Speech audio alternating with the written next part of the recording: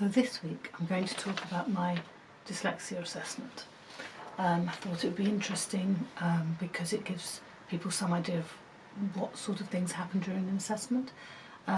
Not using my puppets this time because I've actually got a bit of paper here that I'm needing to sort of refer to because it's got details on it. You'll notice, by the way, the paper is yellow, and I don't know if you can see that, but the print is in alternating colours, which is just one of my strategies. Next week's video blog will be focusing more on the strategies. So with the assessment, I need to start by saying the assessment was only a year ago, just over, and I was very reluctant to go for it. It was only because my supervisor for my doctorate insisted pretty much that I would need it for the Viva because of word retrieval problems. I'd resisted having an assessment up until then, mainly because, and this is going to sound daft and I think I mentioned it last week, but I've always been frightened of being found to be stupid. If my thinking was that if I weren't found to have dyslexia, then it would be, you know, what was going on? Why couldn't I get my words out? Why was I so slow at things? And so on. So I was in a very stressful state. I've just reread the report and it talks a lot about the stress that I was exhibiting throughout the assessment. The first tasks I thoroughly enjoyed. They were both actually measures of intellect, and there was some word stuff, but it was all spoken word, nothing written down at this point. There was also some block design where you have a pattern and you have to see if you can recreate the pattern, things like that. On the intellectual things, I scored on, I'm going to give all the scores as percentiles, so because they're less confusing for people who aren't in the know than standardised scores. So I'm not being patronising or anything, it's just that this way it's universally understood.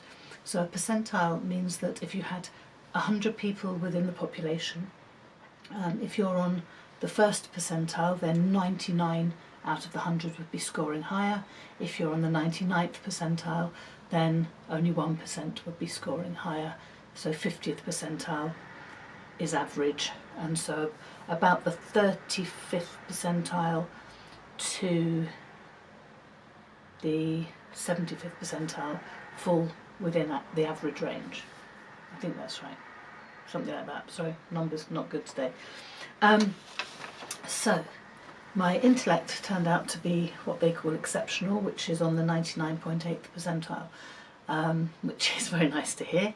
And my son actually said to me, one of my sons said, you need to say that to somebody every day until you believe it, because the feeling of being stupid was so deeply ingrained in me, and it's still my go-to. So if I'm having a bad day or if something goes wrong, I quite often say, oh, I'm so stupid.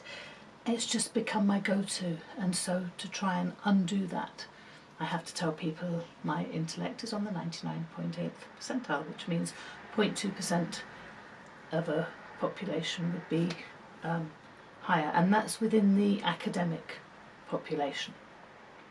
So my working memory, the average of my working memory was on the 13th percentile. So the working memory is the way you take in information and then don't just remember the actual details, but you are able to work with it and then put it out there. So mental arithmetic requires your working memory. The discrepancy, the difference between my intellect and my working memory, so which is something you're using all the time, it's a very functional thing, is found in less than 0.1% of the population. So it's a big disadvantage, if you like. So my processing speed, that's the next thing they looked at. The processing speed is the way in which you are able to process information. So this was with stuff that was in front of me. So there was a symbol search where there were like symbols here and you had to find the matching ones. And then there was a decoding one where you had to sort of do more manipulation of it. It was the speed that was being assessed there.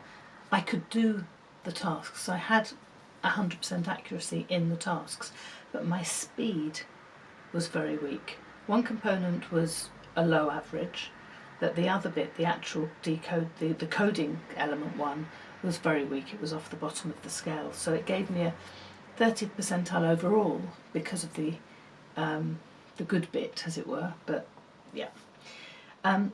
So then there was stuff to do with reading. Now there was a mixture. The processing one was done without real letters. It was processing symbols, and that's then not relying on your prior knowledge of things like alphabet. So there was a single word reading.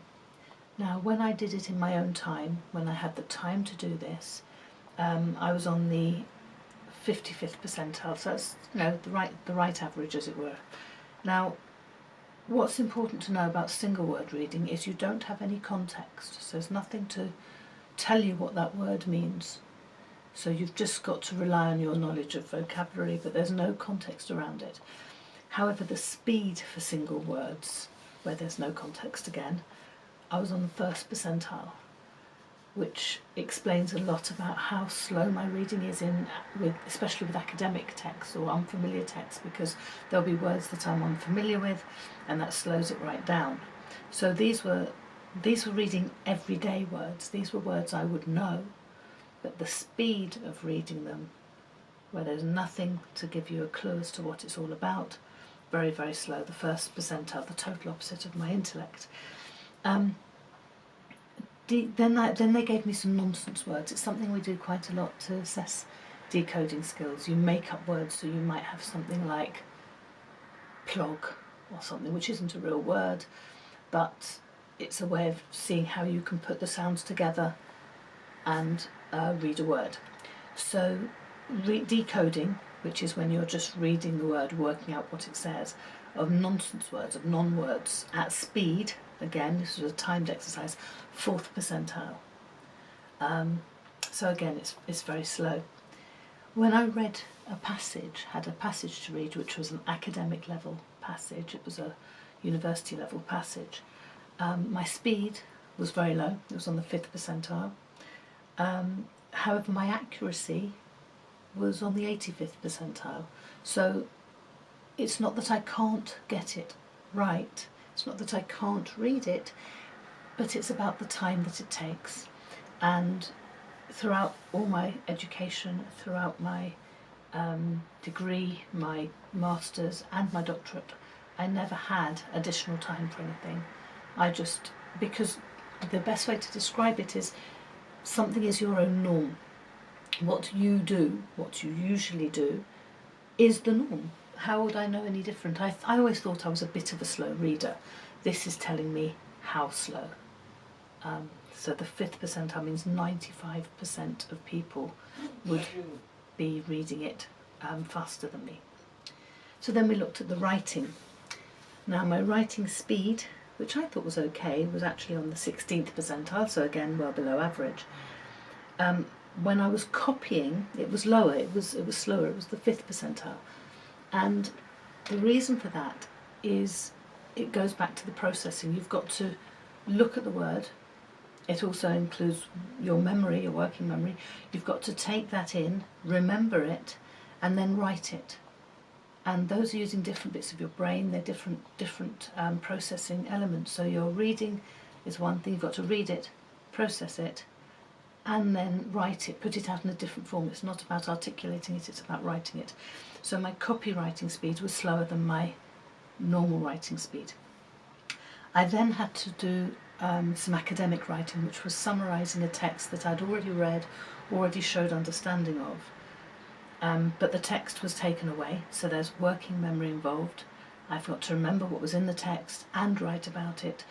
And there's spelling, there's handwriting, there's all the different aspects involved, and that was below the scale. They didn't give me a score for that, which suggests it was pretty slow. Also, I happened to, and it's in the report to remind me if I'd forgotten, a lot of the detail in that summarising text was actually not in the text I'd read. As it happens, the text was about chocolate and cocoa. I had just a few weeks before been in a colleague's lesson about he was teaching about chocolate, and I'd been fascinated. It was a fabulous lesson, very dynamic lesson. And I'd got involved. I'd just walked in to check something, and I ended up staying in the lesson and getting involved and talking it through. And there were slides, there's pictures, there's images, there's discussion. And I'd remembered a lot of that. So when it came to summarising the text, which had been about the history of chocolate, I found myself retrieving information that wasn't from the text at all. It was from this lesson that I'd been involved in. So, and it was still below the scale of the scale. My typing, they got me to do some typing. That was copy typing, and that was on the 25th percentile. So there's a bit of motor memory involved that made that slightly easier than the handwriting. My spelling isn't too bad. It was on the 45th percentile, which is a nice average. Had it not been for the discrepancy between my spelling and my intellect, the spelling on its own wouldn't be a score that would say dyslexic, but it's these discrepancies. It's the fact that the intellect shows that I should be able to process faster, read faster, spell faster and more accurately, but it's these other... so the intellect is there, but the dyslexia is causing an issue with it.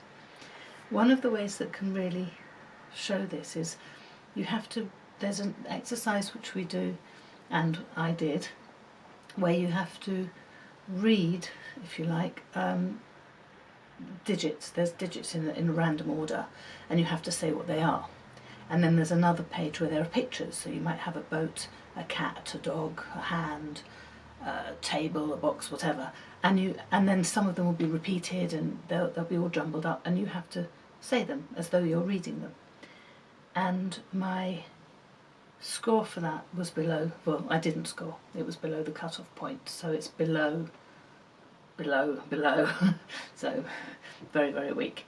And what I did is, that was using strategies. So what I do is I block each one off, so I only see one thing at a time, because if I see all the numbers or all the pictures, they're all in my head, and I can't take them apart and recall one and deliver it, articulate it. They're sort of all jumbled up in my head. So in order to prevent that, I've always just masked things off. It's a bit like if I have to give somebody a telephone number or write down a telephone number. If I'm reading it out, I will read it one digit at a time, masking off all the others, because otherwise I will give you all the right numbers but not in the right order, which is a bit of an issue with the telephone number, because they do have to be in the right order. It also happens if I'm articulating digits. So I'm very good at maths, really good at maths. However, I won't always say the right number. So if I see 23, then I might say 32. So they'll come out in the wrong order. And again, the order matters, because obviously place value and things. But the actual maths, the handling of the numbers and the processes, I'm fine at. My difficulty is in actually getting the numbers in the right place and articulating it. Mental maths, a huge problem for me. So the rapid naming of digits and pictures was incredibly stressful, as it says in the report, and also just below the cut-off point. And then we have spoonerisms, which is an interesting one. A spoonerism is where what they do for testing it is they might say, and I can say this one quite quickly because I've used it a lot, you get King John and you have to swap the first sound. So King John becomes Jing Kong. King John, Jing Kong. So you're swapping those first sets. It's a bit like, I quite often do spoonerisms. I'll say park arc instead of car park. I got 75 percentile accuracy. However, the speed with which I did it was off the scale. At the bottom, it was below the scale. They couldn't give me a score. So again, it's not that I don't have the intellect to do these things, but the processing of it takes a long time. So that's just the summary of the assessment. It was quite funny at the end of the assessment, because the scores were all put in front of me on a bit of paper. She knew that the assessor knew that I'd understand the scores because I'm a Senko and all the rest of it. And I'm looking at them and I'm fascinated because they are all over the place. There's some, the really high one of my intellect, and then some, as I say, first percentile, off the scale, bottom of the scale, and some in the middle and all the rest of it. So I'm like, oh wow, this is fascinating, oh gosh. And then the assessor said, it's you, Helen, this is you. At which point I burst into tears and had to sort of process all of that and, you know, dealt with it.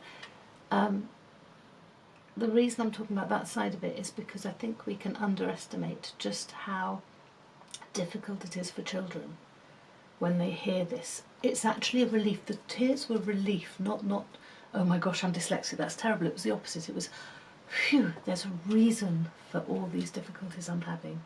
And I think it's really important that we understand with children that they can feel very stupid if they're in a word that's very much making assumptions about the written word. The world makes assumptions about the written word. You're processing all these things. You have to answer questions quickly under time pressures. There's a lot of time pressure in school.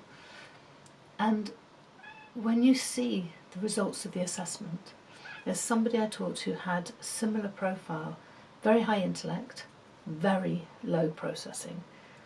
And he said, you know what, I would rather be stupid but be able to process quickly, because then I could keep up with what's going on around me. And that I found heartbreaking, because his self-esteem was so low. Gradually we've picked up his self-esteem, and that's so important, because self-esteem can affect things. I've got a determination and a resilience that's made me, you know, to me, failure isn't getting it wrong, it's not completing it. And that has kept me going. But the relief of knowing there's a reason for all the difficulties, it was worth getting the assessment. So thank you for my supervisor for insisting I did that. Thank you.